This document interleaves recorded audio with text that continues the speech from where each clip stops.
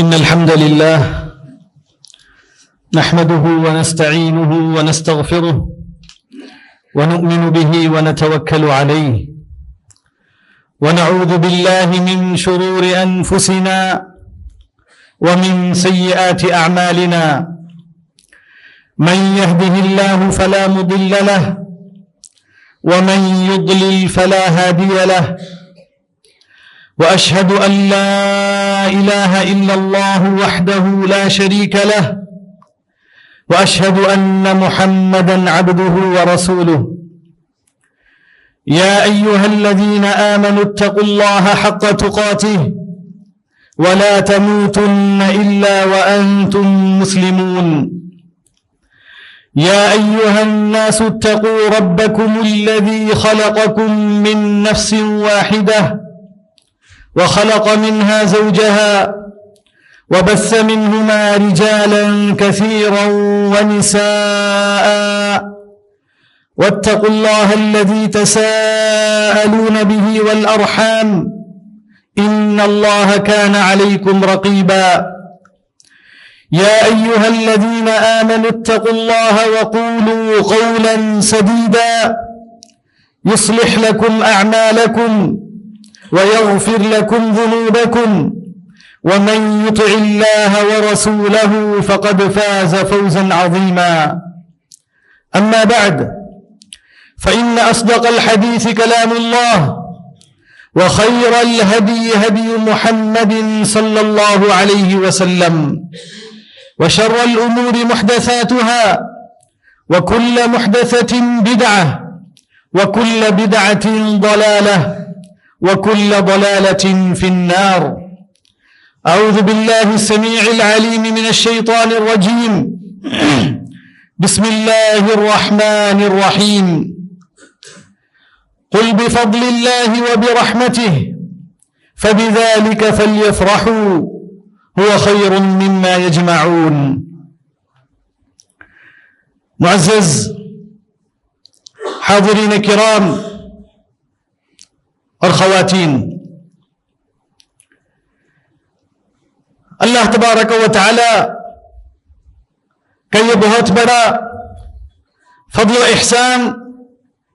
اور اس کا کرم ہے کہ اس نے ہم تمام کو اپنی زندگیوں کے اندر بہت سارے ایسے مواسم، ایسی فرصتیں اور ایسی عظیم عبادتیں بار بار ہماری زندگی میں لاتا ہے. تو جیسا کہ ہم تمام بہت جلد ایک بہت بڑی عبادت، ایک بہت بڑے خیر کے موسم کی طرف، نیکیوں کو کمانے، اللہ تبارک و تعالیٰ کی مغفرت اور اس کی رحمت کو حاصل کرنے کے ایک مبارک اور بڑے موسم کے قریب ہیں. ابھی ایک ہی ہفتہ الحمدللہ ہمارے اور اس کے درمیان باقی ہے. اللہ تبارک و تعالیٰ سے دعا ہے کہ اللہ تبارک و تعالیٰ ہم تمام کو سلامتی کے ساتھ اس مہینے میں پہنچائے. اللہ تبارک و تعالیٰ اس مہینے کے اندر ساری عبادتیں کرنے اخلاص کے ساتھ اور نبی کریم صلی اللہ علیہ وسلم کی سنت کے مطابق توفیق عطا فرمائیں اور ہم تمام سے ان اعمال کو قبول فرمائیں. معزز حاضرین جمعہ، یہ جو مہینہ آنے والا ہے، جو کہ رمضان کا مہینہ ہے، جس کی فرضیت کے بارے میں اللہ تبارک و تعالیٰ نے قرآن مجید کے اندر آیتیں نازل فرمائی ہیں اور اس کے اندر قرآن مجید کے نزول کا خاص طور پر لیلۃ القدر کے اندر ذکر فرمایا ہے. تو یہ مہینہ، تو یہ عظیم موسم، اس کا استقبال ایک مسلمان کو کیسے کرنا چاہیے، اس کے لیے کیسی تیاری ہونا چاہیے، اس کے بارے میں کچھ باتیں انشاءاللہ ہم آپ کے سامنے بیان کریں گے. سب سے پہلے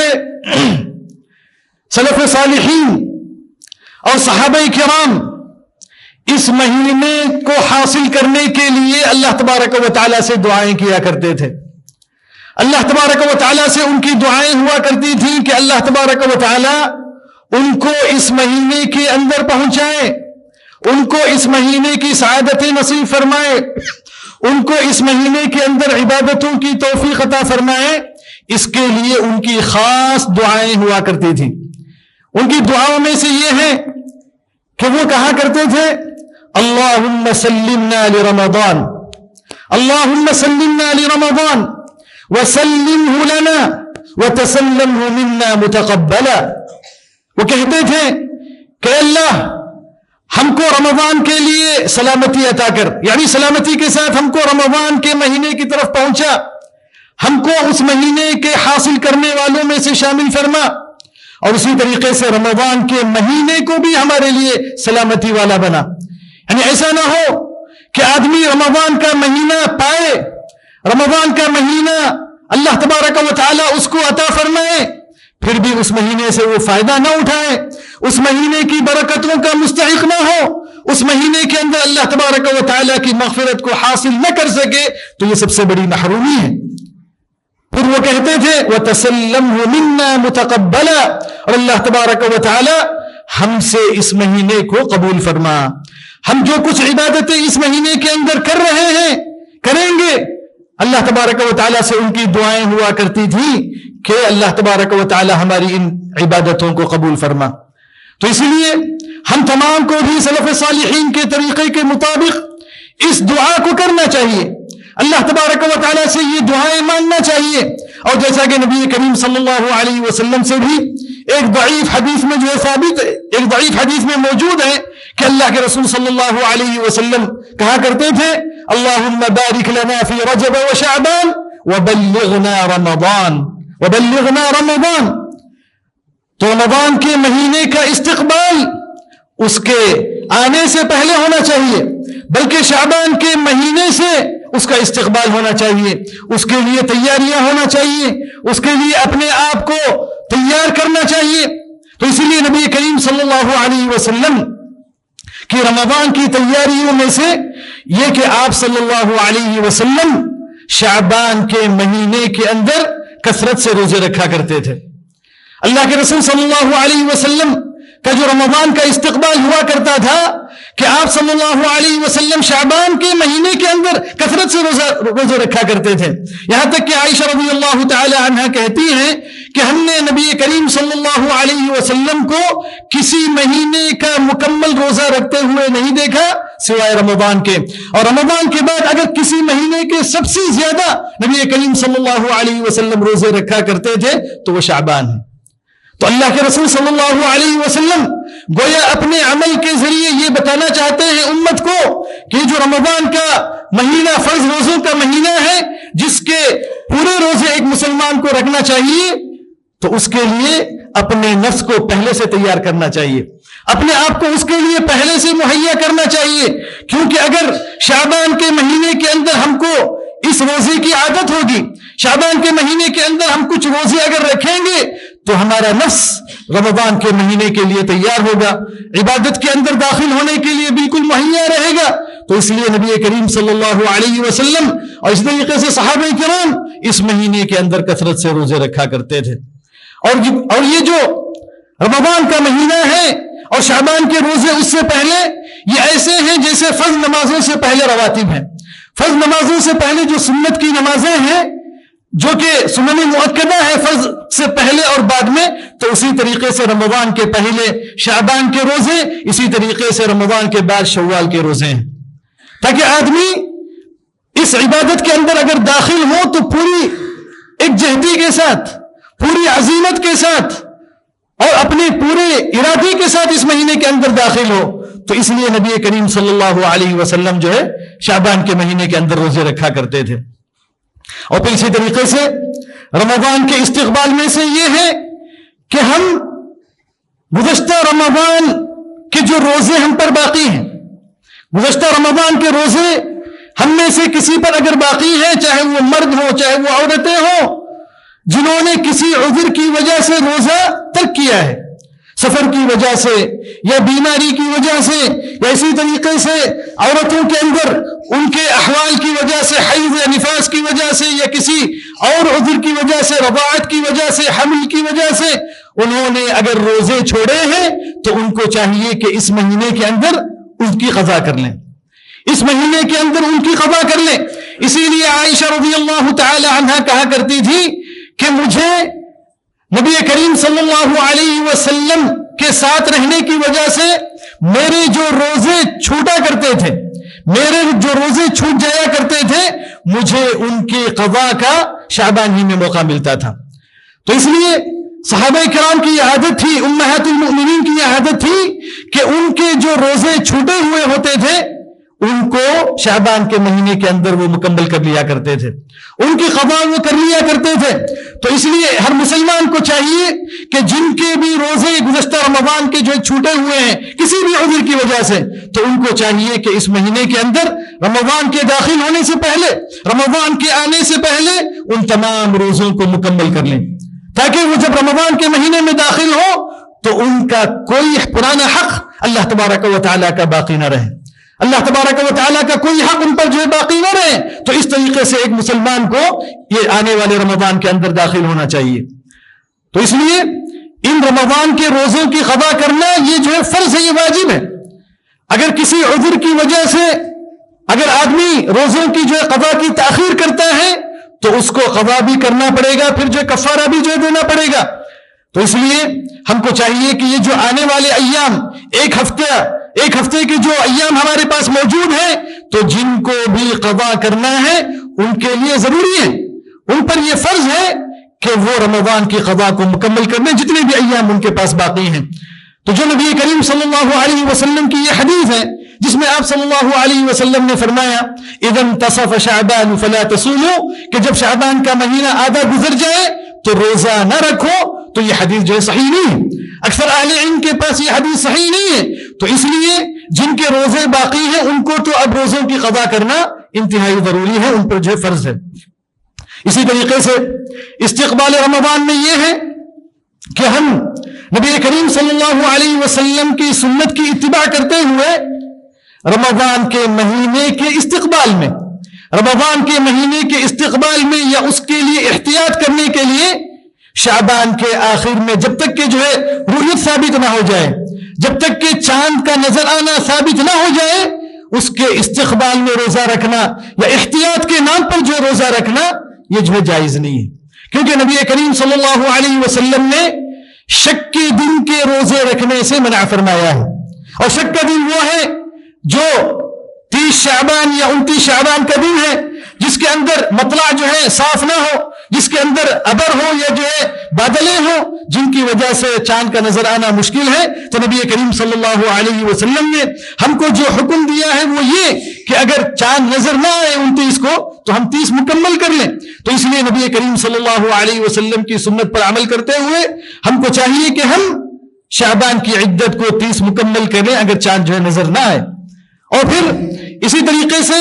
چاند کی رؤیت کے اندر یہ اعتبار ہونا چاہیے، ہر مسلمان کے اندر یہ عزم ہونا چاہیے، یہ ارادہ ہونا چاہیے کہ وہ مسلمانوں کی جو عام جماعت ہے، مسلمانوں کی جو عام جماعت ہے اس کے ساتھ اپنے روزے کی ابتدا کرے، اس کے ساتھ اپنے روزے کی شروعات کرے اور اسی کے ساتھ اپنے روزے کو جو ختم کرے، اس کے ساتھ ہی اپنے روزے کو جو مکمل کرے۔ الگ سے دوسری رؤیت کا اعتبار کرنا، دوسرے ممالک کی رؤیت کا اعتبار کرنا یہ حقیقت میں مناسب نہیں ہے، کیونکہ اس سے جماعت کے اندر یا جو یہاں جو مسلمان موجود ہیں ان کے اندر تفریقہ یا ان کے اندر اختلاف یا ان کے اندر تفرق تو اس کی جگہ نہیں ہونا چاہیے، کیونکہ مسلمانوں کو چاہیے کہ وہ اپنے اتحاد کا جو ثبوت دیں، اپنے اتفاق کا جو اعلان کریں، اور یہ اس کے اندر اتفاق یہ جو بہت ہی اہم جو اتفاق ہے۔ اور پھر اسی طریقے سے رمضان کا استقبال ہم کو چاہیے کہ ہم سچی اور پکی نیت کے ساتھ کریں، رمضان کا استقبال اچھی اور پکی نیت کے ساتھ کریں، کیونکہ مسلمان کے لیے اس کی نیت یہ بہت اہم ہے۔ نبی کریم صلی اللہ علیہ وسلم نے فرمایا انما الاعمال بالنیات وانما لكل امرئ ما نوى، کہ اعمال کا دار و مدار نیتوں پر ہے۔ تو اس لیے ایک مومن کی جو نیت ہے یہ اس کے عمل سے کہیں زیادہ جو ہے آگے ہوتی ہے. تو اس لیے ہر مسلمان کو نیک کام کا عمل کرنا چاہیے اور اس کا ارادہ پہلے سے اپنے دل کے اندر رکھنا چاہیے, کیونکہ نبی کریم صلی اللہ علیہ وسلم نے فرمایا کہ من ہم بحسنۃ فلم يعملها كتب اللہ له بها حسنہ, کہ اگر کسی نے نیکی کا ارادہ کیا, اچھی نیت اس نے دل میں کی, نیک عمل کا قصد اس نے کیا,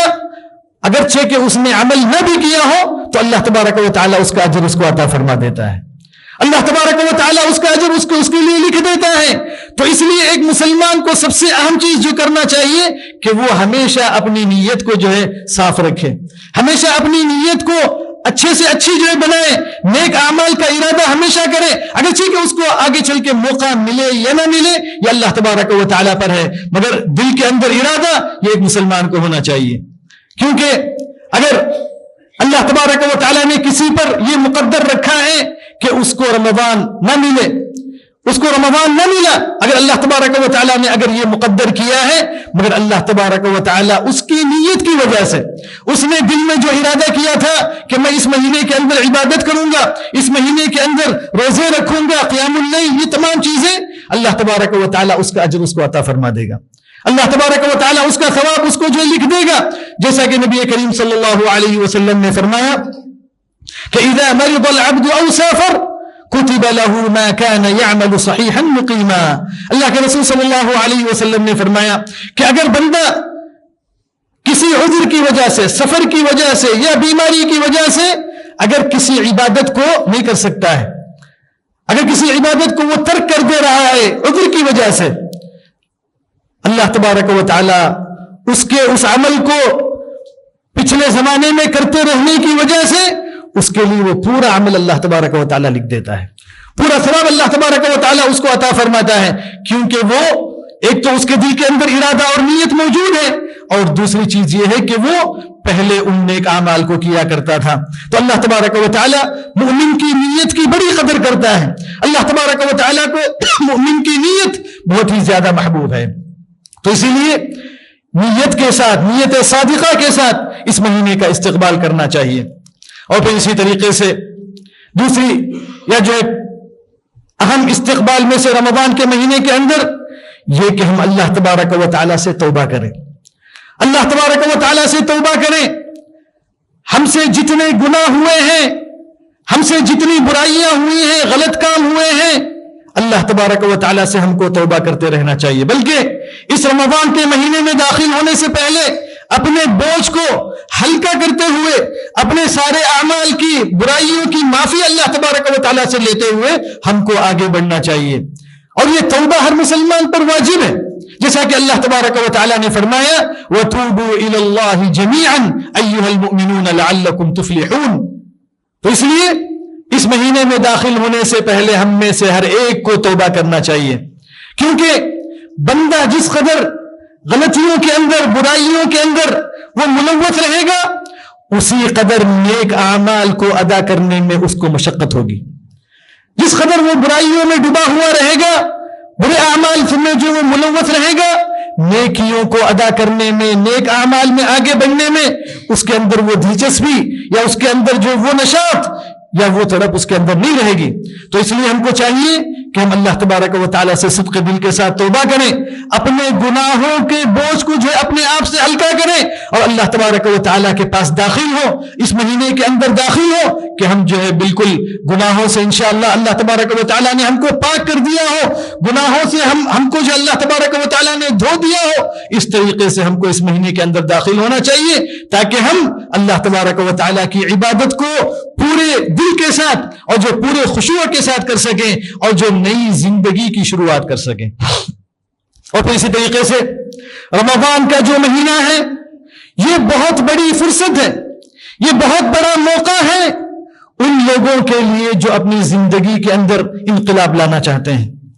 اپنی زندگی کے اندر جو بدلاؤ لانا چاہتے ہیں, اور ایسی فرصتوں کے انتظار میں رہتے ہیں, ایسے مواقع کی تلاش میں رہتے ہیں کہ ان کو ایسا کوئی موقع ملے جن سے جو ان کی زندگی بدل جائے, ان کی زندگی کے اندر انقلاب پیدا ہو جائے. تو حقیقت میں رمضان کا مہینہ یہ بہت بڑی تربیت کا جو ہے مہینہ ہے. اپنے آپ کو بدلنے کا جو ہے مہینہ ہے، اپنے آپ کو سیدھے راستے پر لانے کا جو ہے موقع ہے، اپنے آپ کو اللہ تبارک و تعالیٰ سے قریب کرنے کا جو یہ وقت ہے. تو اسی لیے اللہ تبارک و تعالیٰ نے 1 مہینے کی جو یہ ٹریننگ یا 1 مہینے کی ایک تدریب اللہ تبارک و تعالیٰ نے ہمارے لیے رکھی ہے. تو اسی لیے علماء کرام جو کہتے ہیں جس کا رمضان جو ہے صحیح ہو جائے، جس کا رمضان صحیح ہو جائے، یعنی وہ رمضان کے اندر جیسے اللہ تبارک و تعالیٰ اس سے چاہتا ہے ویسے زندگی گزارے، عبادتوں کو ویسے ادا کرے، ساری نمازوں کی، سارے اعمال کی صحیح طور پر جو پابندی کرے، تو یہ اس بات کی گارنٹی ہے، تو یہ اس بات کی اس کے لیے اس بات کی ضمانت ہے کہ اس کا سارا سال جو درست ہو جائے، اس کا سارا سال جو درست ہو جائے. تو اس لیے ہم کو چاہیے کہ ہم اس مہینے کا استقبال اس طریقے سے کریں کہ ہمارے دل کے اندر یہ ارادہ، یہ مصمم جو ارادہ ہو کہ ہم اپنے آپ کو جو اس مہینے کے اندر مکمل جو بدلیں، ہم اپنے آپ کو ایک نئی زندگی کے اندر جو داخل کریں. اس طریقے سے ہمارے اندر جو ارادہ ہونا چاہیے. اور پھر اسی طریقے سے ہم تمام جانتے ہیں کہ اس مہینے کا شرف کیا ہے، اس مہینے کا احترام کیا ہے، اس مہینے کی عظمت کیا ہے، اللہ اور اس کے رسول صلی اللہ علیہ وسلم نے اس مہینے کا کیا مقام بیان فرمایا ہے، یہ ہم تمام اچھے طریقے سے جانتے ہیں. تو ان فضیلتوں کو، ان مبارک چیزوں کو اپنے ذہن میں رکھتے ہوئے جو ہم کو آگے بڑھنا چاہیے،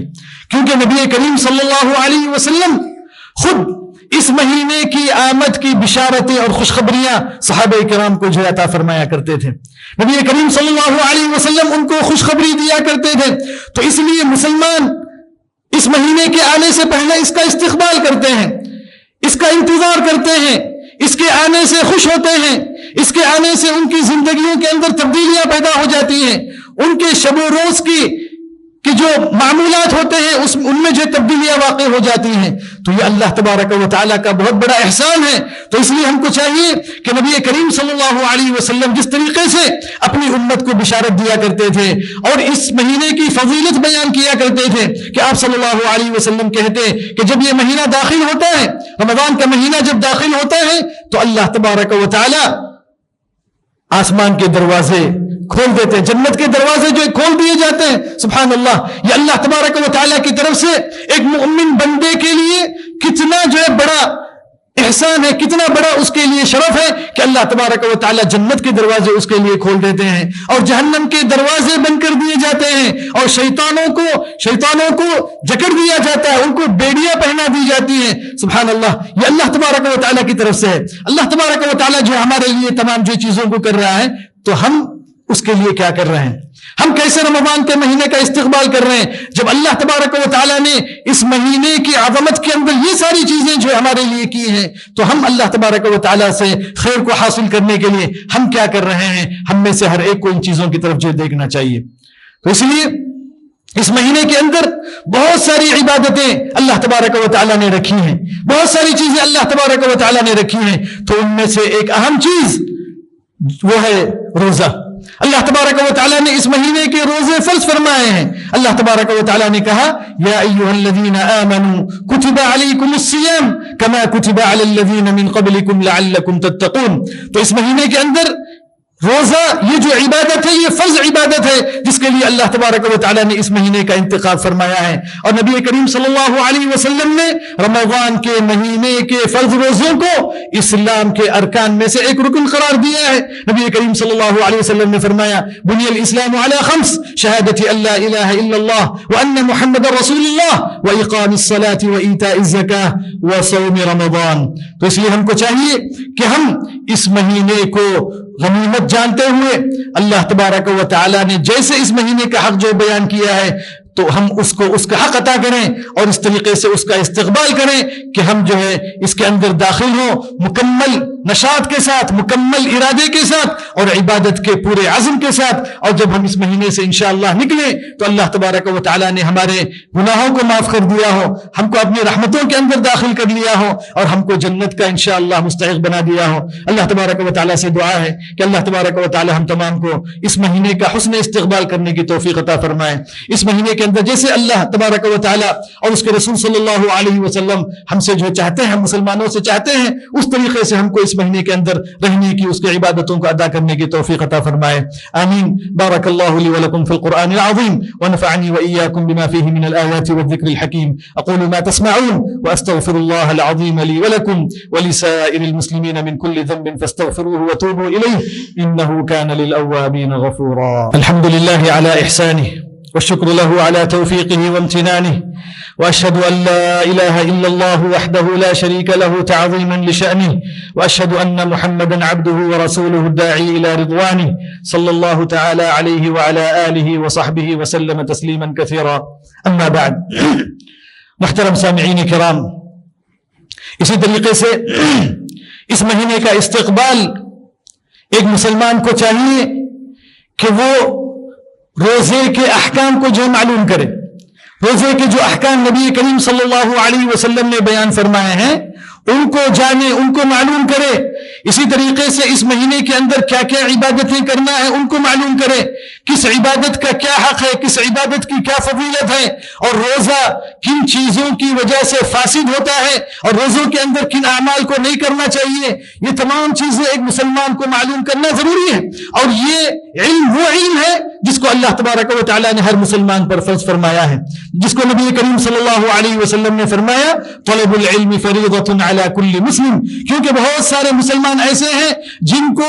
روزوں کے تعلق سے، اس کے احکام کے تعلق سے کوئی علم نہیں ہے. روزوں کے اندر وہ ایسے اعمال کرتے ہیں اور جو سمجھتے ہیں کہ ان کا روزہ جو بالکل جو مکمل جو باقی ہے. تو اس لیے ایک مسلمان کو چاہیے کہ روزے کے آداب کو جو ہے جانے، روزے کے احکام کو جو معلوم کرے، روزے کے کیا شروط ہیں ان کو معلوم کرے، روزے کے آداب کو معلوم کرے، روزے کے جو مفسدات ہیں ان کو معلوم کرے. اسی طریقے سے اس مہینے کے اندر ایک مسلمان کو چاہیے کہ وہ اپنے آپ کو مکمل بدل دے اور اللہ تبارک و تعالیٰ کی مسجدوں کو لازم پکڑے، اللہ تبارک و تعالیٰ کے گھروں کے اندر زیادہ سے زیادہ وقت گزارے. سلف صالحین جب یہ رمضان کا مہینہ داخل ہوتا تو وہ سارے اعمال کو جو ترک کر دیتے اور قرآن مجید اپنے ساتھ لے لیتے اور جو اللہ تبارک و تعالیٰ کی مسجدوں کو لازم پکڑ لیتے اور کہتے کہ ہم چاہتے ہیں کہ ہم اپنے روزوں کی حفاظت کریں. جس قدر آپ اللہ تبارک و تعالیٰ کے گھر کے اندر اپنے اوقات کو گزاریں گے، اللہ تبارک و تعالیٰ کی مسجدوں میں اپنے وقت کو بتائیں گے، تو انشاءاللہ اسی قدر آپ کا روزہ جو محفوظ رہے گا، آپ کا روزہ انشاءاللہ صحیح سالم رہے گا. تو اس لیے ایک مسلمان کو چاہیے کہ یہ سارے احکام کو جاننے کی کوشش کرے، اور جن کو نہیں معلوم ہے ان کو چاہیے کہ وہ اہل علم سے سوال کریں، علماء کرام سے معلوم کریں. جیسا کہ اللہ تبارک و تعالیٰ نے کہا فَاسْأَلُوا أَهْلَ الذِّكْرِ إِن كُنتُمْ لَا تَعْلَمُونَ، کہ اہل علم سے جو سوال کرو. اور پھر اس طریقے سے اس مہینے کے اندر بہت سارے لوگ اپنی زکاتوں کو جو نکالتے ہیں، اپنی زکاتیں ادا کرتے ہیں، تو زکات کے بھی بہت سارے مسائل ہیں، بہت سارے احکام ہیں، تو ان کے احکام کو معلوم کرنا چاہیے. بہت سارے لوگ ہیں جن کو زکات کے احکام کا علم نہیں ہے، زکات کن چیزوں کے اندر واجب ہے، اس کا نصاب کیا ہے، اور جو کن کن مالوں کے اندر زکات واجب ہے اور زکات کی مقدار کیا ہے، کس کو جو دینا ہے، ان تمام احکام سے جو واقف نہیں ہوتے ہیں. بعض لوگ ہیں جو یہ سمجھتے ہیں کہ کچھ اگر ہم نکال دیں گے اپنے مال سے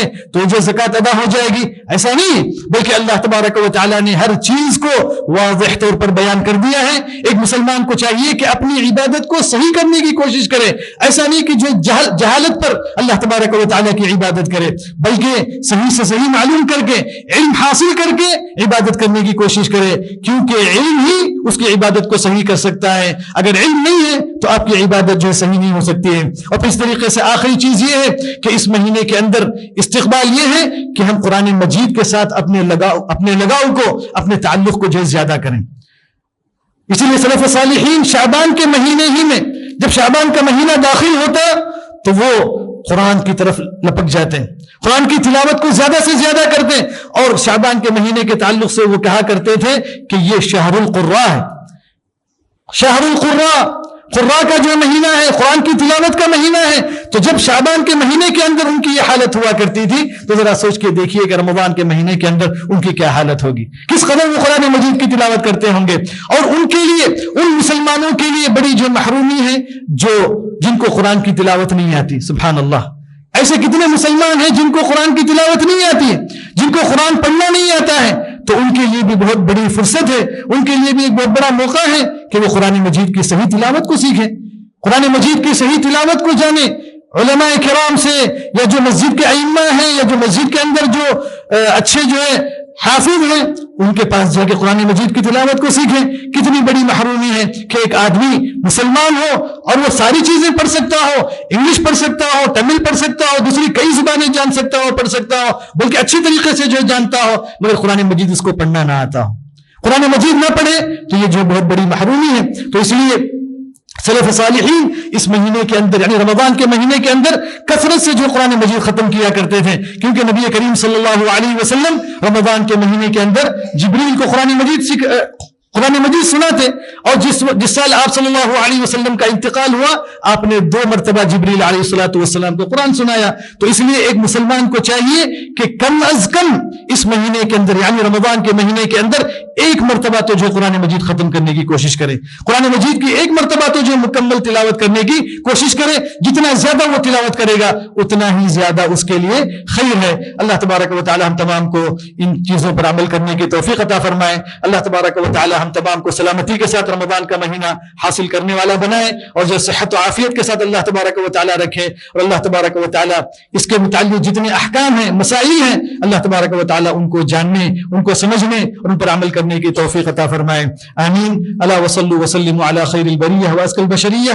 فقد امركم الله تعالى بذلك فقال قولا كريما ان الله وملائكته يصلون على النبي يا ايها الذين امنوا صلوا عليه وسلموا تسليما. اللهم صل على محمد وعلى ال محمد كما صليت على ابراهيم وعلى ال ابراهيم انك حميد مجيد. اللهم بارك على محمد وعلى ال محمد كما باركت على ابراهيم وعلى ال ابراهيم انك حميد مجيد. اللهم ارض عن الخلفاء الراشدين والائمه المهديين ابي بكر وعمر وعثمان وعلي وعن سائر اصحاب نبيك اجمعين وعنا معهم برحمتك وجودك وكرمك يا اكرم الاكرمين. اللهم اعز الاسلام والمسلمين, اللهم اعز الاسلام والمسلمين واذل الشرك والمشركين ودمر اعداءك اعداء الدين. اللهم امنا في اوطاننا, اللهم سلمنا لرمضان وسلمه لنا وتسلمه منا متقبلا برحمتك يا ارحم الراحمين. ربنا ظلمنا انفسنا وان لم تغفر لنا وترحمنا لنكونن من الخاسرين. عباد الله اذكروا الله ذكرا كثيرا وسبحوه بكرة وأصيلا, وآخر دعوانا أن الحمد لله رب العالمين.